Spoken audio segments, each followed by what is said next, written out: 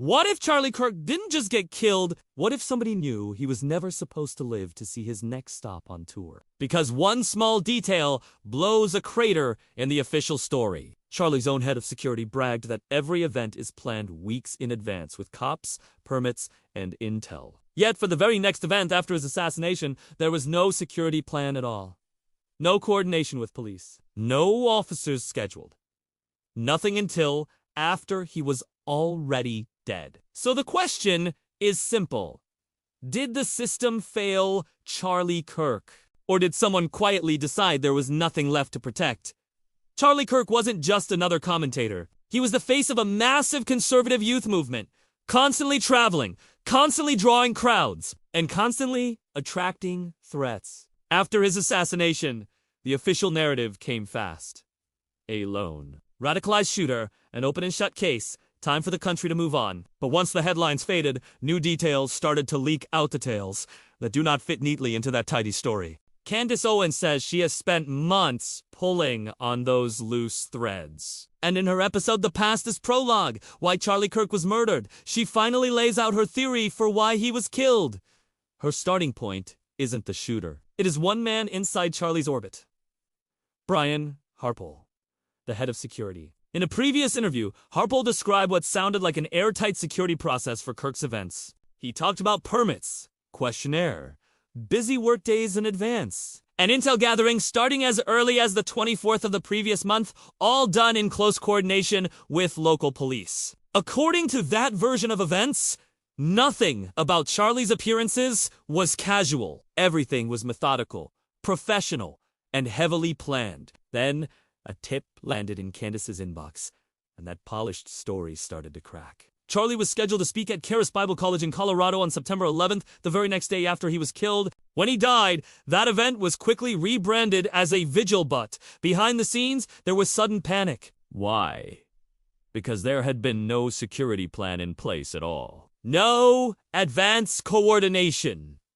No local law enforcement on the books. Nothing, until the police chief had to rush into an emergency meeting after the assassination just to make sure the vigil could go ahead safely. That one fact completely contradicts Harpole's confident claim that they always planned security weeks in advance for these events. This is what Candace calls the glaring oddity at the center of the story. If Charlie's team genuinely expected him to make it to September 11th, why wasn't security already locked in for Colorado in the same way Harpole himself described? Why was the police department only looped in after Charlie was dead, and the event had changed from a speech to a vigil? Candace's question is sharp. If this is the standard protocol, why did nobody follow it this time? Was this catastrophic incompetence from people whose job was to keep him alive? Or did someone expect that Charlie would never stand on that stage, so there was no need to plan security at all? From there, the story zooms out, and this is where Liberty University comes in. Candace says that to understand what happened to Charlie, you have to look at a disturbing pattern inside powerful Christian institutions,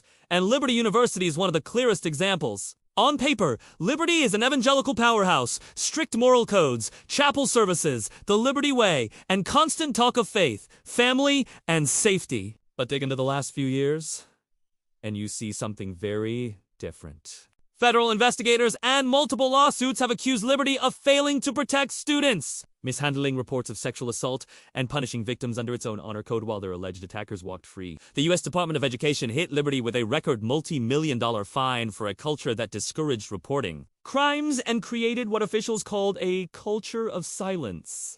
According to investigative reports and lawsuits, women who came forward about being raped or assaulted say they were threatened with discipline for breaking rules, about drinking curfews or being alone with the opposite sex, while the men they accused faced little or no consequences. Former staffers have claimed they were pushed out or retaliated against for cooperating, with federal investigators or trying to fix systemic violations of federal law. At the same time, Liberty was settling civil suits, fighting off criticism, and insisting it had been treated unfairly even, as it admitted numerous deficiencies in how it had handled campus safety and sexual assault. This is the real-life horror story Candace points to when she talks about an evangelical university with a dark underbelly. The public brand says Jesus, safety, morality, The internal reality, according to victims and investigators, looks more like cover-ups, retaliation, and protection for the institution and its power structure at all costs.